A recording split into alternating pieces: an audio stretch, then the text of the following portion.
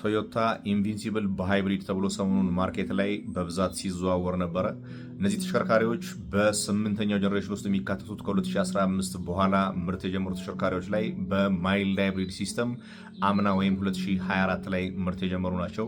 እነዚህ ተሽከርካሪዎች እንደምታዩቸው የቶዮታ ሃይብሪድ የሚለውን ሎጎ ጀርባቸው ላይ የለጠፉት በካምፓኒው ሳይሆን ከተሸጠ በኋላ አፍተር ማርኬት ስቲከር የተለጠፈባቸው ናቸው እንጂ በፉል ሃይብሪድ ውስጥ መካተት የሚችሉ ወይም ደግሞ ይሄ የቶዮታ ሎጎ የምታዩት ሃይብሪድ የሚለውን የለጠፉ ተሽከርካሪዎች አይደሉም ማለት ነው። ምናልባት ለመረጃ ያክል እነዚህ ተሽከርካሪዎች ከዚህ በፊት የምታውቋቸው የዲዝል ኢንጂን ያላቸው 1GD የሚባለውን 2.8 ሊትር ኢንላይን 4 ሲሊንደር ቱርቦ ቻርጅድ የሆነ የዲዝል ኢንጂን የገጠሙ ተሽከርካሪዎች በፓወር አውትፑት ደረጃም ከ130 እስከ 150 ኪሎዋት ፓወር አውትፑት ያላቸው ላይ ማይልድ ሃይብሪድ ሲስተም ወይም 48 ቮልት ሲስተም ተገጥሞላቸው ኢንጂኑን የማስነሳትና የማጥፋትን ስራ ስሙዝሊ ኦፕሬት እንዲያደርግ ምናልባት ከዚህ በፊት ተጠቀሟቸው ተሽከርካሪዎች ላይ የኢንጂን አውቶ ስታርት ሲስተሙን ሞተር ሲነሳና ሲጠፋ ፊልም እናደርገውን ፊሊንግ ሙሉ በሙሉ ስሙዝ እንዲሆን የሚያደርግ ሲስተም የተገጠመላቸው ናቸው።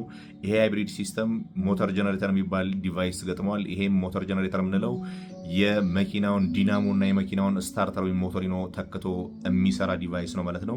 ይሄ ዲቫይስም በባትሪ ኃይል የሚንቀሳቀስ ነው። ባትሪውም ደግሞ 0.5 ኪሎዋት አወር የሆነ ባትሪ ተገጥሞበታል ማለት ነው።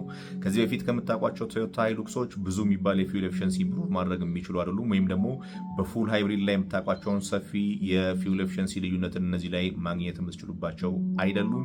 ስፔሻሊ ጀርባቸው ላይ የምታየው የተለጠፈባቸው ሃይብሪድ የሚለው ሎጎ ኮምፕሊትሊ የውሸት የሆነና ካምፓኒው ያለጠፈባቸው ናቸው። በንጽጽር ግን ከዚህ በፊት ከነበሩት ሃይሉክሶች አንጻር ራሱ ከ1GD ኢንጂኑ አንጻር ሲታይ የተሻለ ኤፊሽንሲ ያለው ስሙዝሊ የኢንጂን አውቶ ስታርትንም የሚሰራ 10 ኪሎዋት የሆነ ሞተርም ስላለው ትንሽ ሊባል በሚችል መልኩ ኢንጂኑን ሊያግዝ የሚችል ነው ማለት ነው። በዚህ ላይ ሀሳብ አስተያየት ካላችሁ ኮመንት ጻፉልኝ።